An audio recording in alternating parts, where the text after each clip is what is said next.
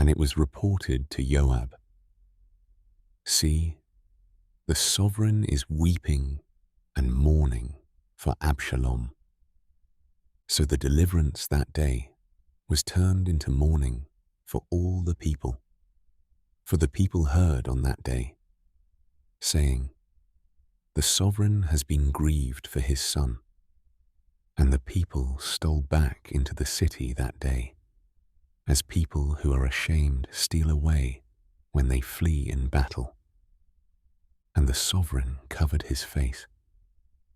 And the sovereign cried out with a loud voice, "O my son Absalom! O Absalom, my son, my son!" And Joab came into the house to the sovereign and said, "Today you have put to shame all your servants who today have saved your life and the lives of your sons and daughters and the lives of your wives and the lives of your concubines by loving those who hate you and by hating those who love you. For you have made it clear today that you have neither commanders nor servants. For today I know that if Absalom had lived, and all of us had died today, then it would be right in your eyes. And now, arise, go out and speak to the heart of your servants. For I swear by Yahuah, if you do not go out, not one passes the night with you. And that is worse for you than all the evil that has come upon you from your youth until now." So the sovereign rose up and sat in the gate. And they told all the people, saying, "Look, the sovereign is sitting in the gate." And all the people came before the sovereign. As for Yisrael, they had fled, each one to his tent. And it came to be that all the people were contending throughout all the tribes of Yisrael, saying, "The sovereign delivered us from the hand of the enemies. He rescued us from the hand of the Philistines. And now he has fled from the land because of Absalom. And Absalom, whom we anointed over us, has died in battle. And now, why are you silent about bringing back the sovereign?" And sovereign David sent to Tzadok and Abiathar the priests, saying, "Speak to the elders of Yehudah, saying, Why are you the last to bring the sovereign back to his house, since the words of all Yisrael have come to the sovereign, to his house?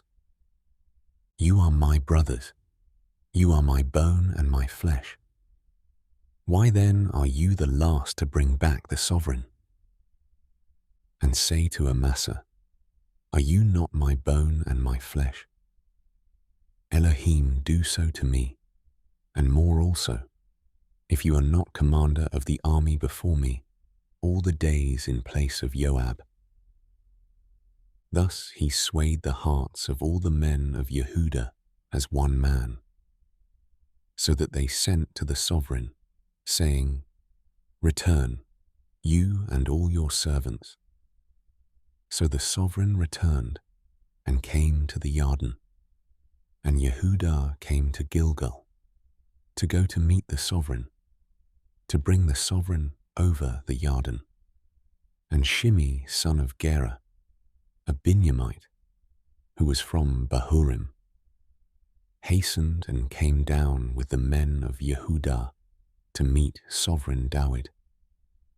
And with him were 1,000 men of Binyamin, and Siba, the servant of the house of Shaul, and his 15 sons, and his 20 servants with him.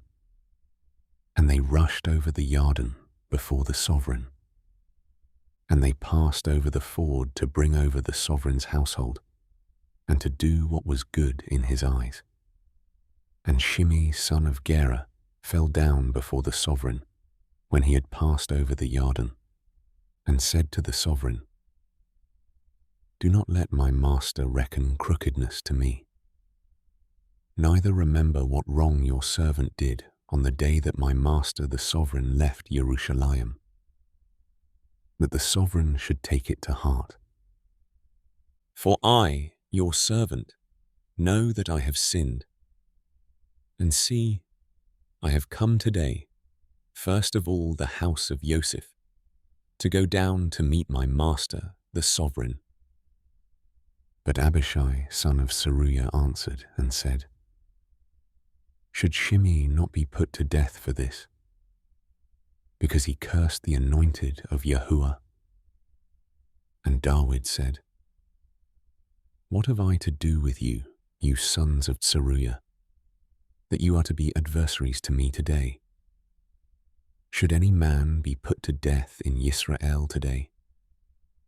For do I not know that I am sovereign over Yisrael today?" So the sovereign said to Shimei, "You do not die." And the sovereign swore to him. And Mephibosheth, son of Shaul, came down to meet the sovereign. And he had not attended to his feet, nor trimmed his moustache, nor washed his garments, from the day the sovereign went away until the day he came back in peace. And it came to be, when he had come to Jerusalem to meet the sovereign, that the sovereign said to him, "Why did you not go with me, Mephibosheth?" And he answered, "My master, O sovereign, my servant deceived me. For your servant said, 'I am saddling a donkey for myself to ride on it and go to the sovereign,' because your servant is lame. And he spoke slander against your servant to my master, the sovereign. But my master, the sovereign, is as a messenger of Elohim. Therefore, do what is good in your eyes. For all of my father's house were but dead men before my master, the sovereign. Yet you set your servant among those who eat at your own table. Therefore, what right have I still to cry out any more to the sovereign?" Then the sovereign said to him, "Why do you speak any more of your matters? I have said, you and Ziba share the land." And Mephibosheth said to the sovereign, "Rather, let him take it all, since my master the sovereign has come back in peace to his own house." And Barzillai the Gileadite came down from Rogelim and passed over the Yarden with the sovereign to send him on his way over the Yarden. And Barzillai was a very aged man, 80 years old. And he had sustained the sovereign while he was dwelling at Mahanaim, for he was a very rich man. And the sovereign said to Barzillai, "Pass over with me, and I shall provide for you with me in Jerusalem." But Barzillai said to the sovereign, "How many are the days of my life, that I should go up with the sovereign to Jerusalem? I am now 80 years old. Do I discern between the good and evil? Does your servant taste what I eat or what I drink? Do I still hear the voice of singing men and singing women? Why then should your servant be a further burden to my master the sovereign? Your servant would only pass over the Yarden with the sovereign for a short distance, and why should the sovereign repay me with such a reward? Please let your servant turn back again to die in my own city, near the burial site of my father and mother. But here is your servant Kimham. Let him pass over with my master the sovereign, and do for him what is good in your eyes." And the sovereign answered, "Kimham is passing over with me, and let me do for him what is good in your eyes. Now whatever you choose of me, I do for you." Then all the people went over the Yarden. And when the sovereign had passed over, the sovereign kissed Barzillai and blessed him, and he returned to his own place. And the sovereign passed over to Gilgal, and Kimham passed over with him.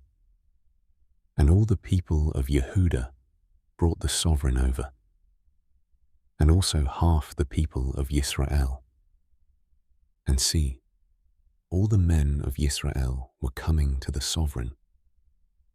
And they said to the sovereign, "Why have our brothers, the men of Yehudah, stolen you away and brought the sovereign and his household and all David's men with him over the Yarden?" And all the men of Yehudah answered the men of Yisrael, "Because the sovereign is our relative. And why are you displeased over this matter? Have we at all eaten at the sovereign's cost? Or has he given us any gift?" And the men of Yisrael answered the men of Yehudah and said, "We have 10 parts in the sovereign, and in David too. We have more than you. Why then did you despise us? Was it not our advice first to bring back our sovereign?" But the words of the men of Yehudah were harsher than the words of the men of Yisrael.